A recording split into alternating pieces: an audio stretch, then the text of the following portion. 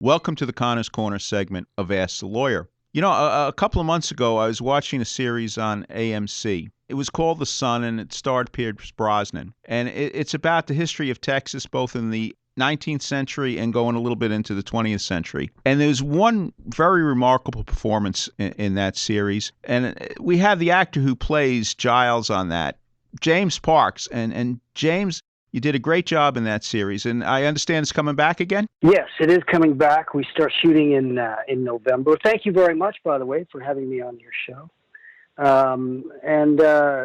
We look forward to returning to the story. There's a lot of story to be told yet. Okay, now in that, you don't play a guy who's very nice. How do you get up to play, let's say, the evil characters? Well, Niles Gilbert is his name. There's, a tremendous amount of history into each character. That comes from the writer of the book, Philip Meyer. And his backstory is very complicated.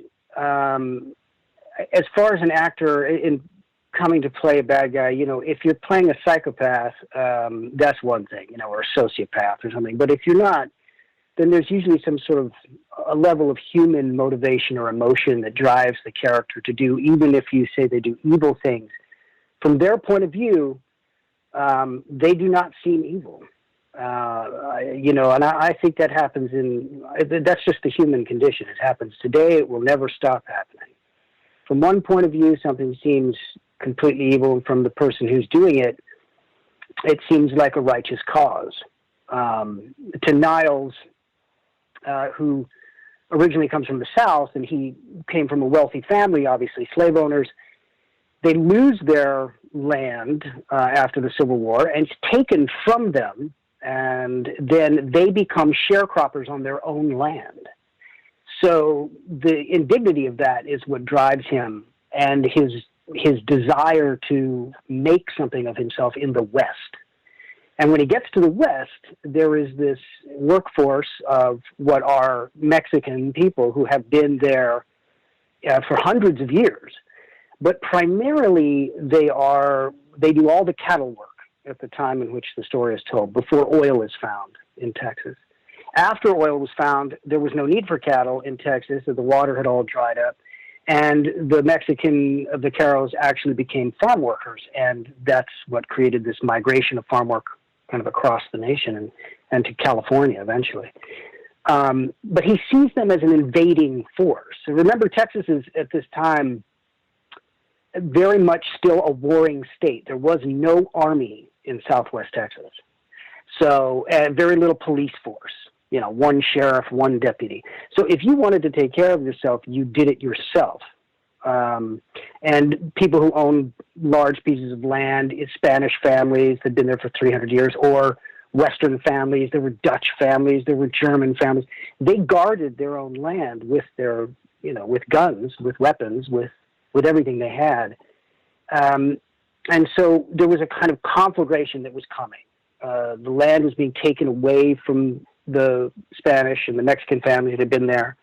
And there was a real line being drawn saying that all people that came from Mexico were interlopers.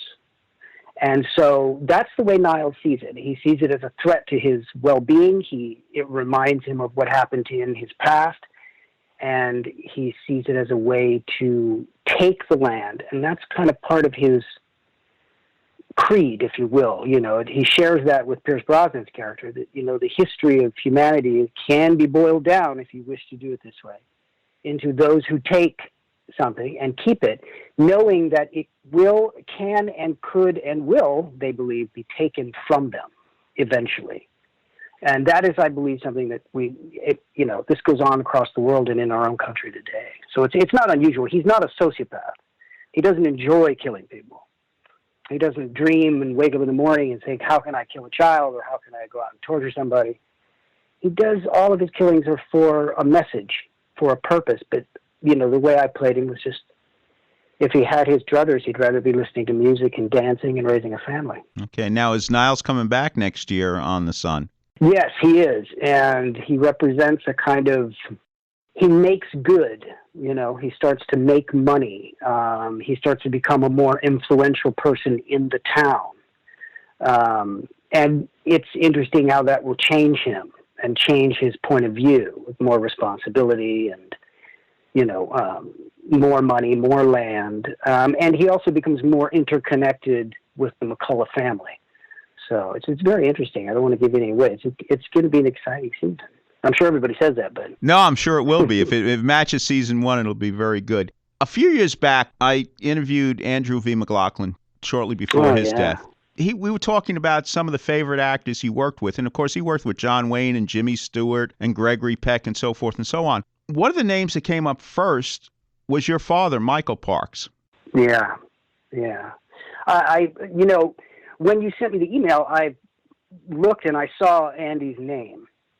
And so I was looking for a film that they had done. My dad did 3 films that I know of, but I think he did some television with Andy early on. But the 3 films that I know that it was Last Hard Men was one of them, and I was, I think, just born or just before I was born, so I was not involved in that in any way. But as a little kid, I spent time on a film called The North Sea Hijack, which eventually was called Folks, Folks, and then a movie called Breakthrough, which was about World War II. And I loved Andy McLaughlin. He was a gentle giant. He was an incredibly sweet man, and smart and talented. But just the generosity of his spirit is hard to be believed. I don't know if that came through in your interview, but when I saw his name, it just almost made me cry. Also, with my dad, he loved Andy. He just loved him. He was just a beautiful, beautiful human being. And they had a lot of fun together. Yeah, now how did you get into acting? Obviously, your father was an actor. Did he encourage you? No, not necessarily. He didn't discourage me either, though. When I decided to become an actor, I think I was after high school, and I had done some college and junior college, and I had taken the theater course, and then I had decided that this is what I wanted to do. And he was very serious about it. That's all. He was very concerned that I take it seriously.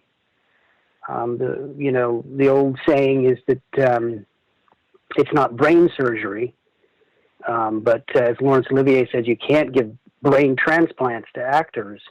And you have to be my dad felt that you have to be very sensitive, and also you have to apply yourself to a craft.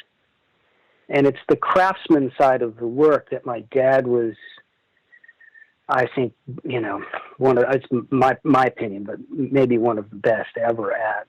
And so to him, it was important that if I were to do it, I take it extremely seriously, which I do.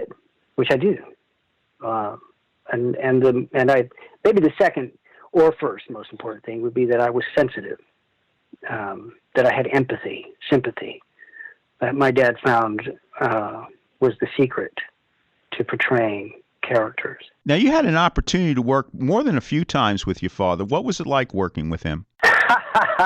The first time, I was just scared to death. I don't know what else to say. It was incredibly intimidating, although he made it really fun and easy. I look back on it, and I was so terrified. And the second time I really worked with him, I had a larger part in the piece, and I had a real scene with him, with some confrontation, and that was terrifying to me too.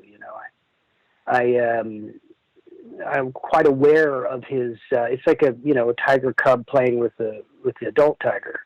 You're sort of hyper aware that it can grab you in its jaws. Although my dad was never like that as an actor. In my experience, he loved to be generous to actors. He loved to be kind to actors.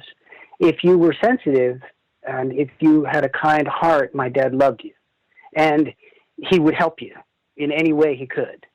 In my career, I've had more actors and cameramen specifically, and some directors come to me and just say how kind he was to other artists. So at first it was very very difficult. But then now with him being gone, I wish, I had 100 more times to do it, which is always the case. You were in The Hateful Eight, which is a different kind of Western, directed by Quentin Tarantino. What was your feeling about making that film? Well, I enjoyed it tremendously because I played the stagecoach driver.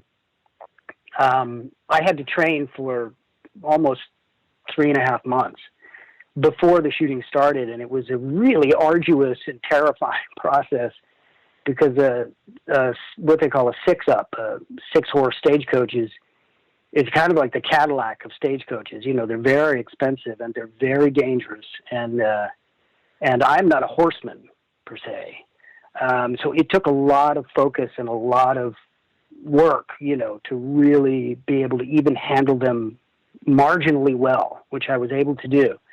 And I had some great teachers. Monty Stewart and Rusty Hendrickson were the wranglers, head of the wranglers, and then Jeff Dashnell was the head stunt coordinator, and they worked with me for months. But the story, as I'm sure you know, takes place inside this way station, and my character's life and his job and what he is and what he was at that time really didn't have a lot to do with that. All of the intrigue that goes on in there, I am merely a witness to, or I am part of it. So, my character lived outside of that reality. And so as an actor, it was much simpler to play. I had a job to do. I was good at my job. In those days, stagecoach drivers were some of the highest paid professionals in the world, in America for sure. In the West, that was how you got anywhere. And you had to have somebody that was a real horseman. And you had to be strong and sober and proficient. And when you were in a stagecoach, you had to listen to the driver. I mean, there was no monkeying around. So it was a great opportunity to play that kind of character. It was a real gift. And I also got to listen to all those other actors act. And for me, it was, a profound learning experience. If there was a performance out there that you would like the public to see that best represents your work, what would it be? Well, I think The Hateful Eight and I think the work I do is Niles and the Sun. They're different characters, and that's what I'm most proud of.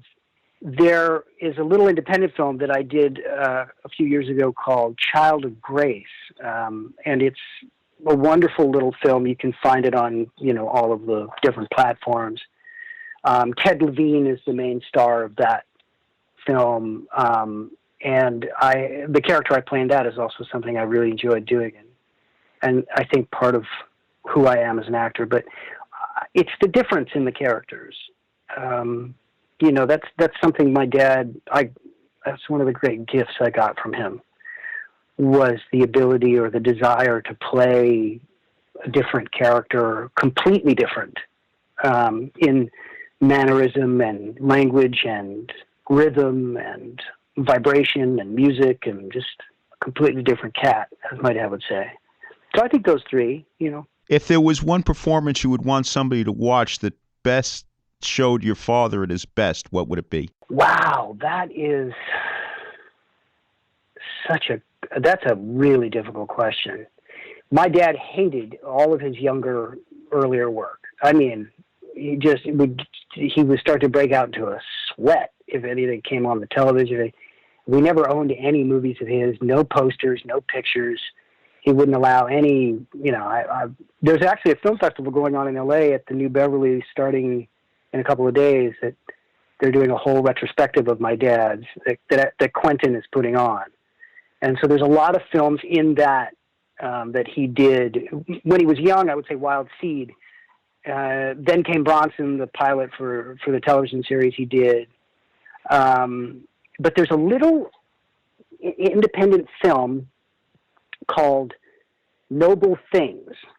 And please write it down. Noble Things. Right. And it was written and directed by two young guys from Texas. I have a very small part in it, just passing by the frame, basically. And my dad plays an old Texas sheriff. And I would say, God, it's one of my favorite performances of his. The depth of emotion and the level of craftsmanship, in my opinion, kind of meet at a peak in that performance. And the great expression of naturalism that he was able to do, which I'm still struggling with. But those three, maybe. I mean, there's so many. It's very difficult. Good question. Okay, well, thank you for answering it. Listen, we wish you continued success. We want to see you in more things over the future because we enjoy your performances, just as we enjoyed your father's performances, who's one of our favorite actors. I thank you so much for having me on your show. I'm very humbled and thankful to be following my father's footsteps on the show and Andy MaLaglen. And I just thank you for keeping their spirits alive. I appreciate it. Well, thank you for doing your part. Thank you, James. Good luck. Thank you.